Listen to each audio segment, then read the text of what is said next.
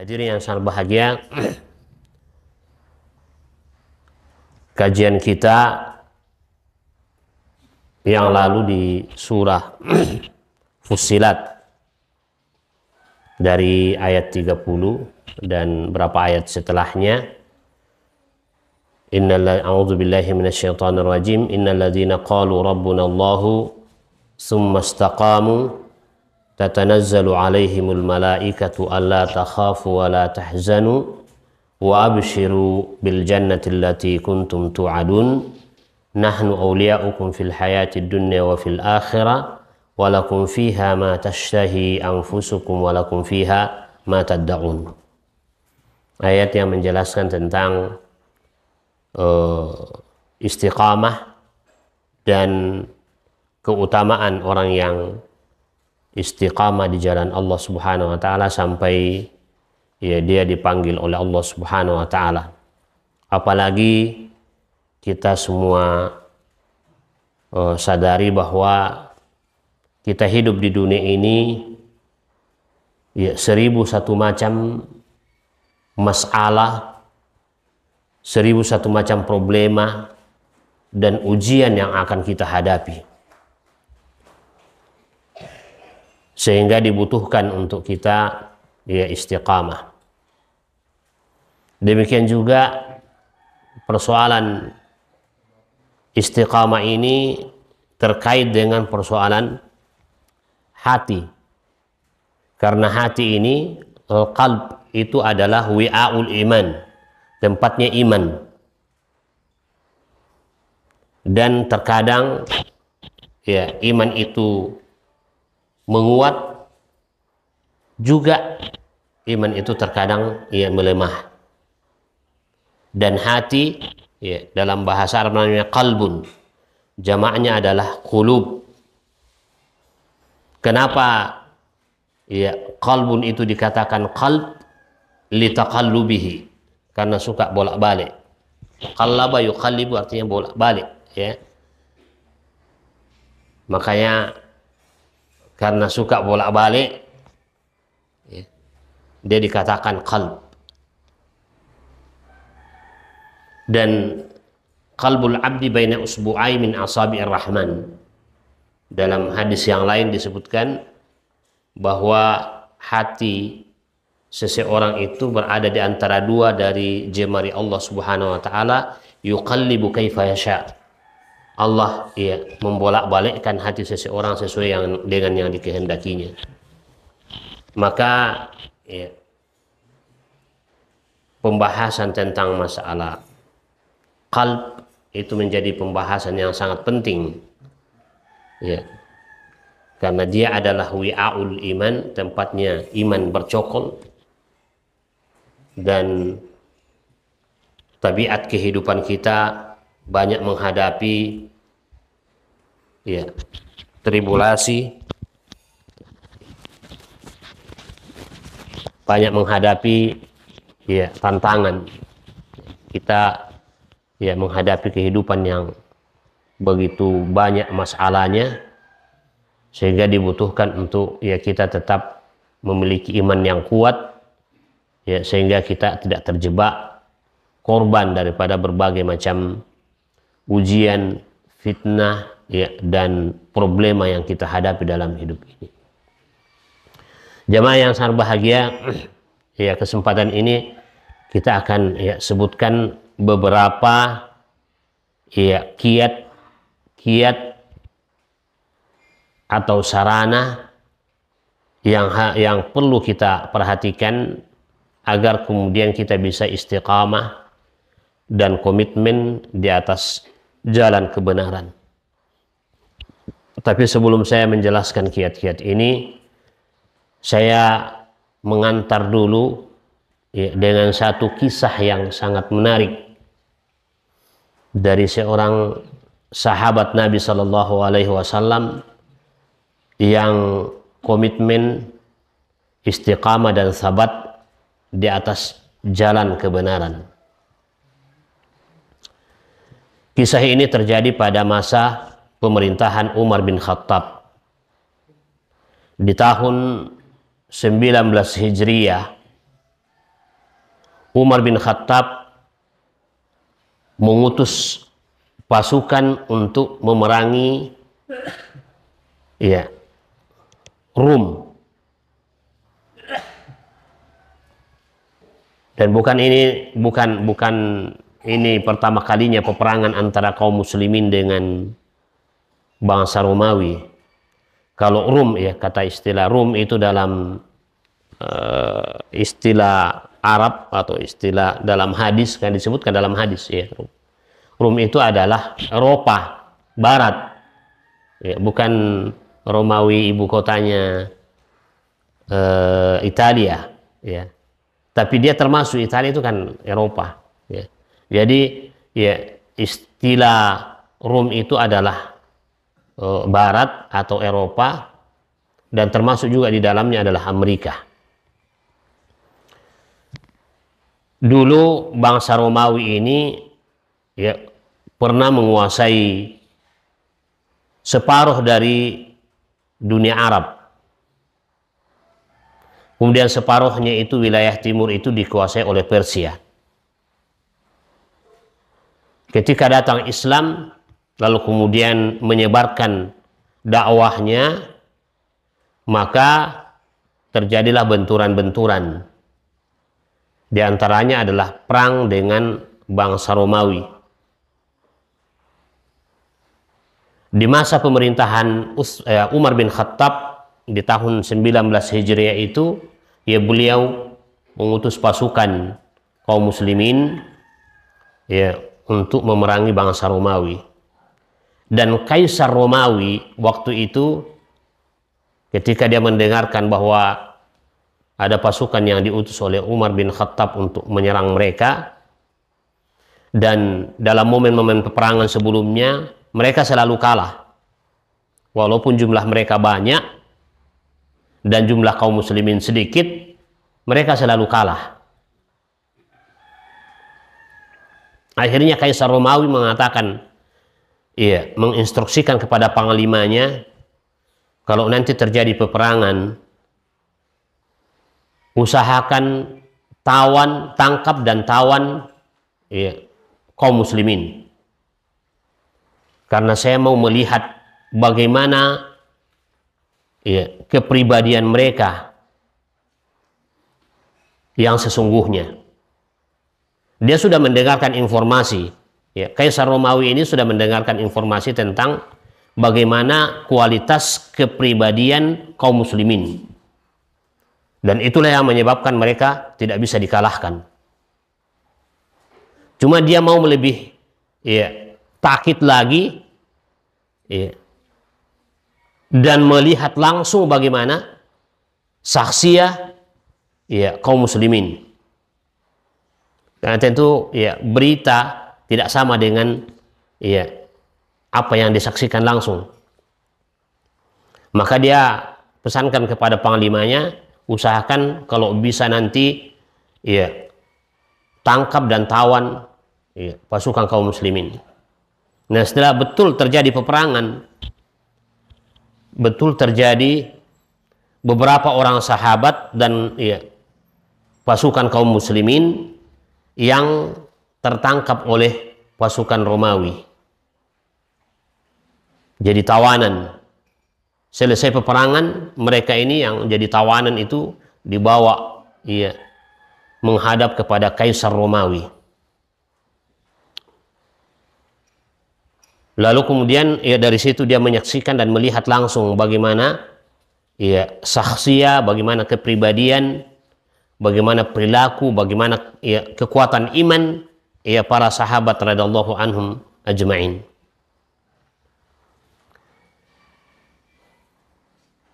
Kemudian termasuk Kaisar Romawi menyaksikan bagaimana komunikasi dan hubungan mereka dengan Allah Subhanahu wa taala yang sangat kuat. Ibadah mereka, salat mereka, zikir mereka, baca Quran mereka luar biasa. Lalu kemudian Kaisar Romawi ini mendatangi salah satu di antara tawanan tersebut,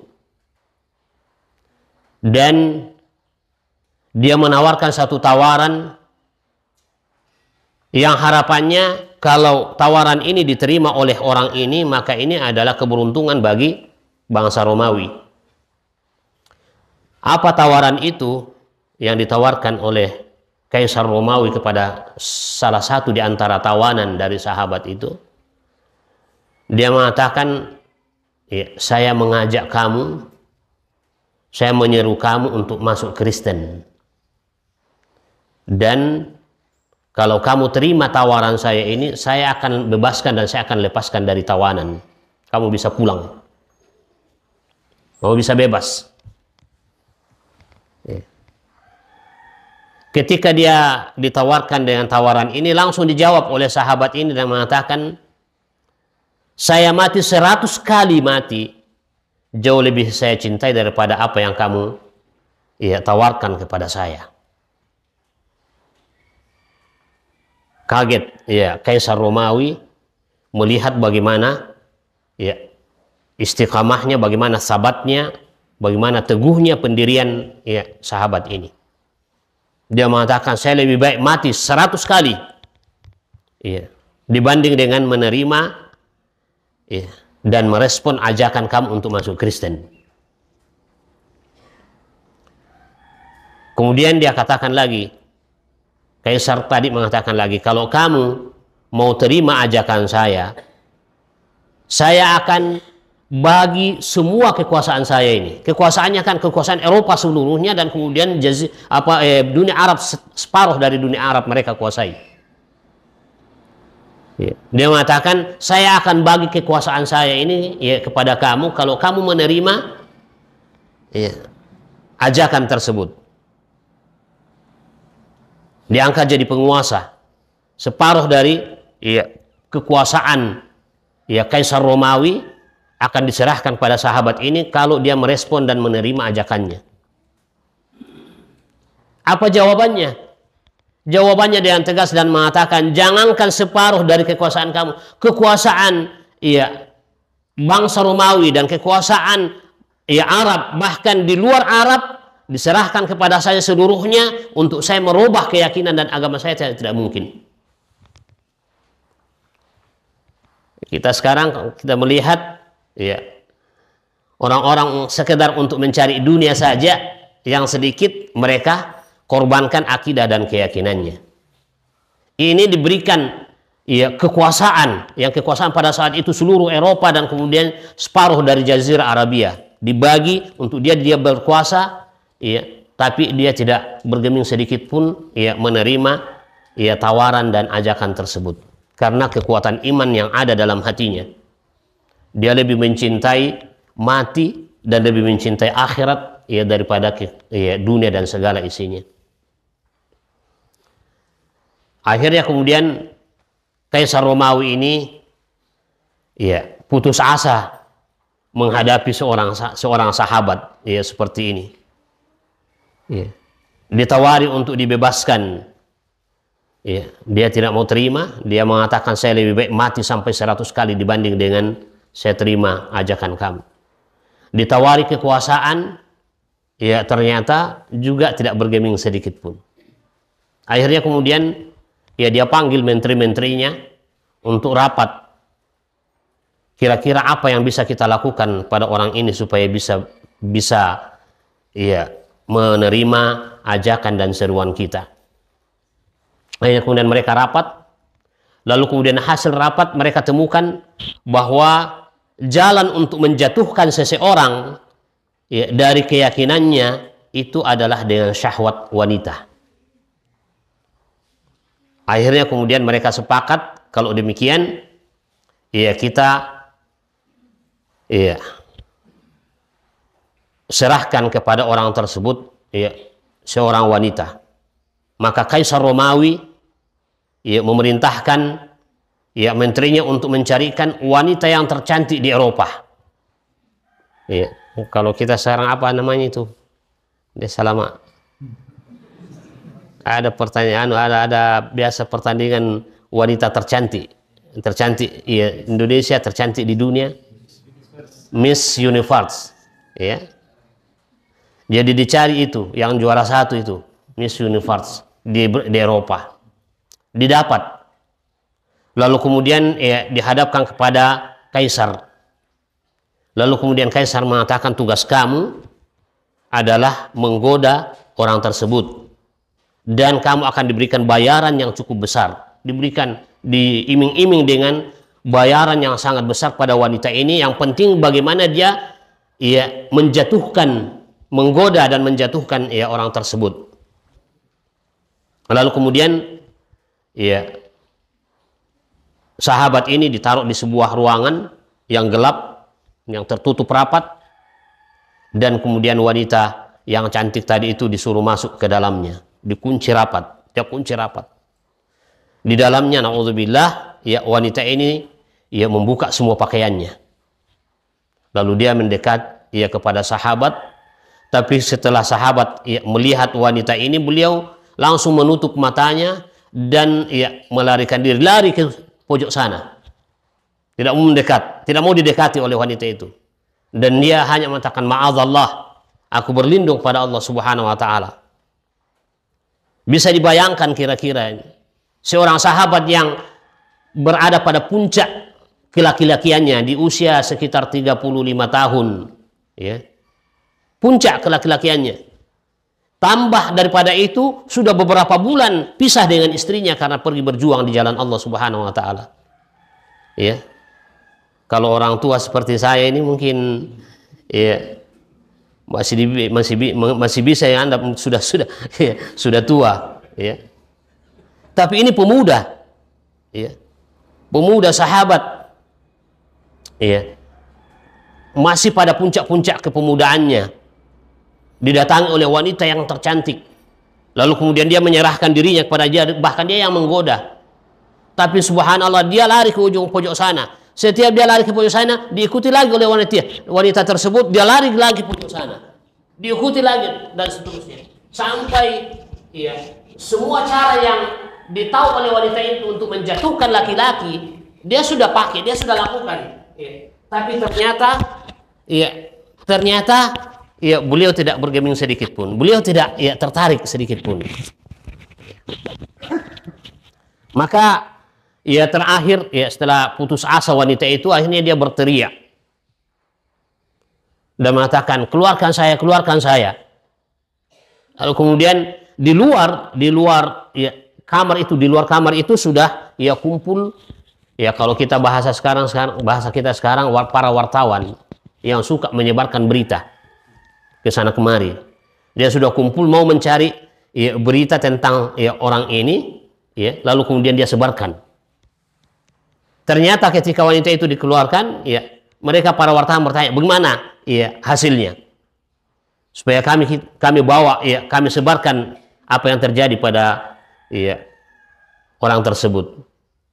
Wanita itu mengatakan, saya tidak tahu apakah saya ini ya, manusia, ya, ataukah dia yang bukan manusia. Karena dia sudah lakukan semua cara yang dia tahu untuk menggoda laki-laki, ternyata tidak bisa. Tidak tergoda sedikit pun. Ya. Saya tidak tahu apakah saya ini ya, manusia yang dimasukkan ke dalam ya, ruangan itu, atau ya, orang itu bukan manusia. Karena kalau manusia biasa pasti ya tergoda. Ya, manusia biasa pasti jangankan seperti itu, ya. Wanita sudah datang menyerahkan dirinya, dan wanita ini bukan wanita sembarangan, ya. Justru ya terkadang yang terjadi malah kita yang pergi mencari-cari, ya. Nah ini sudah ya didatangi, kemudian digoda, dia menyerahkan dirinya, dia tidak tertarik.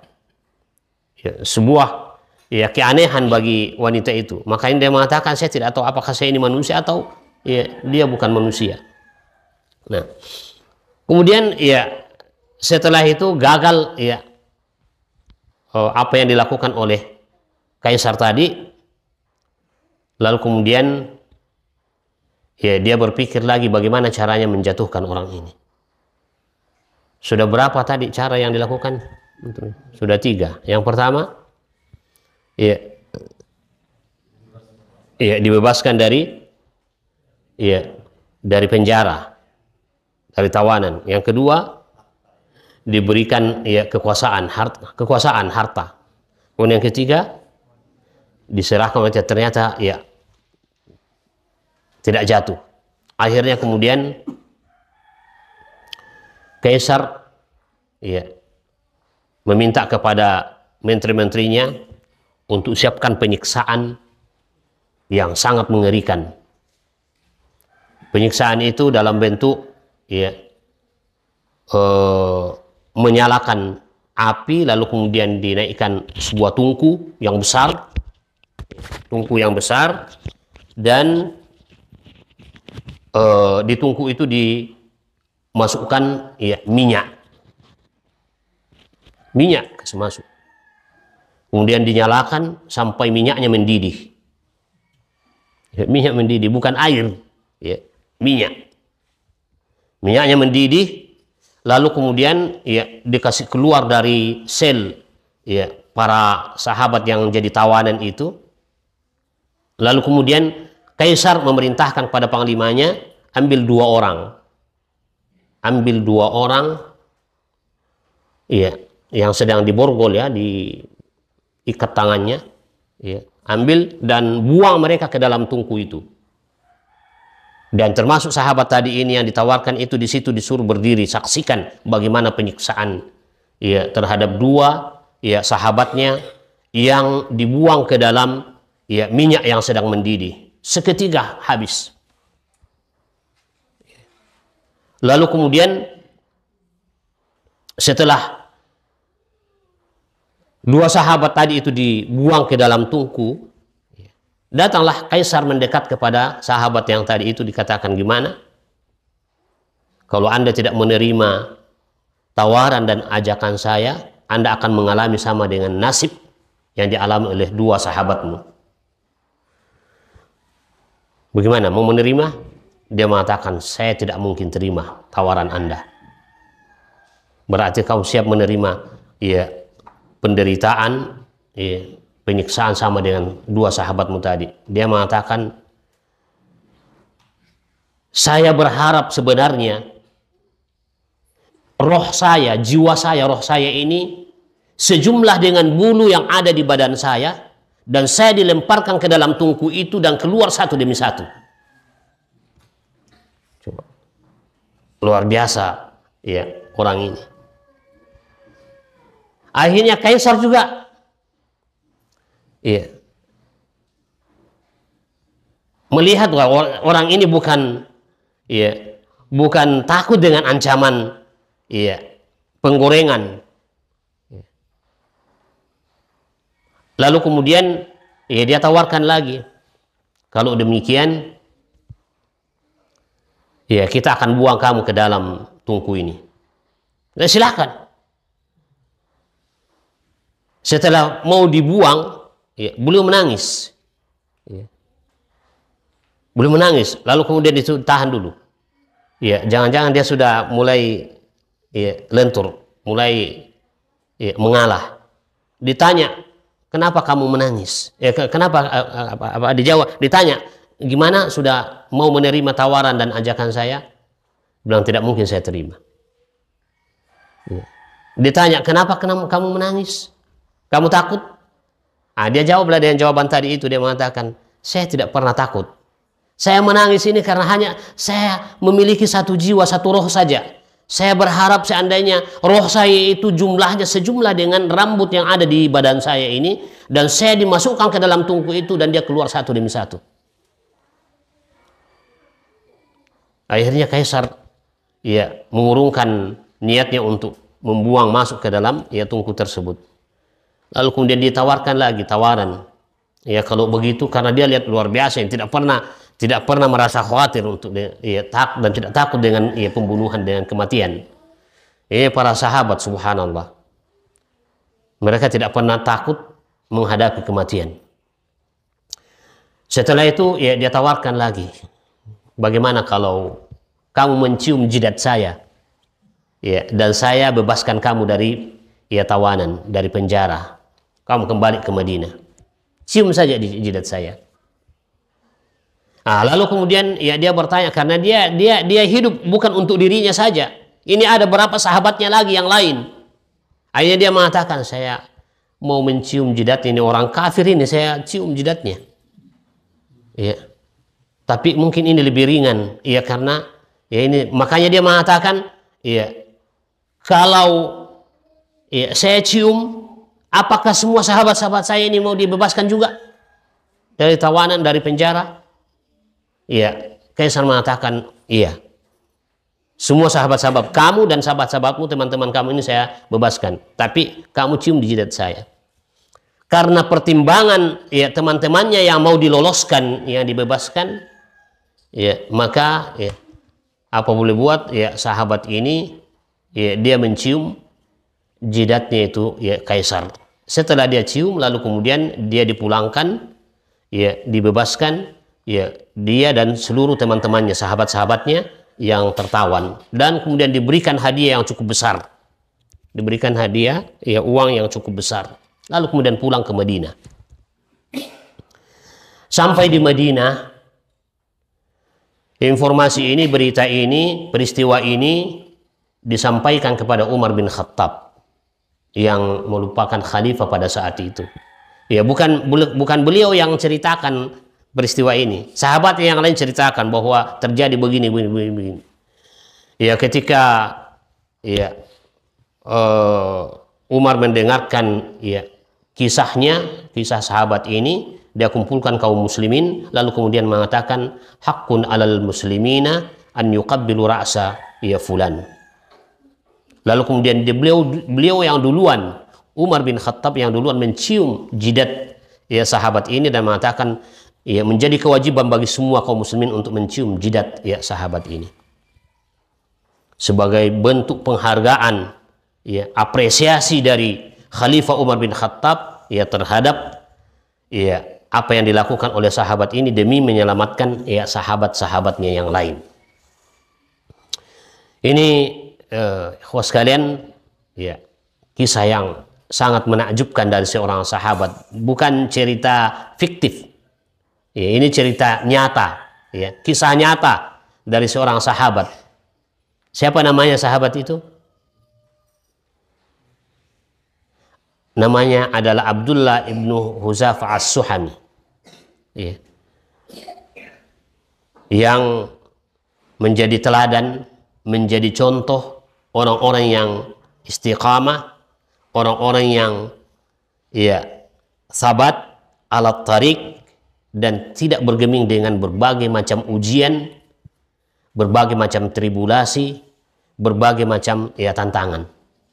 Bahkan diancam dengan kematian sekalipun dia tidak pernah takut. Ini luar biasa ya kisah orang-orang yang as-sabitin. Dan dalam sejarah ya hampir kalau kita mau baca sirah Nabi, sirah para sahabat, kita temukan ya cuman ini yang menonjol. Ini di antara sahabat yang sangat menonjol di dalam ya keistiqamahan beliau ya menghadapi berbagai macam ujian dan tribulasi. Kehidupan tabi'in juga demikian, bahkan ya sampai sekarang banyak ya ulama-ulama kita ya atau kaum muslimin yang ya begitu tegar menghadapi berbagai macam problema, masalah, tribulasi dan ujian dalam hidup ini. Nah, kenapa bisa demikian? Ya karena kekuatan iman yang ada di dalam ya hati mereka.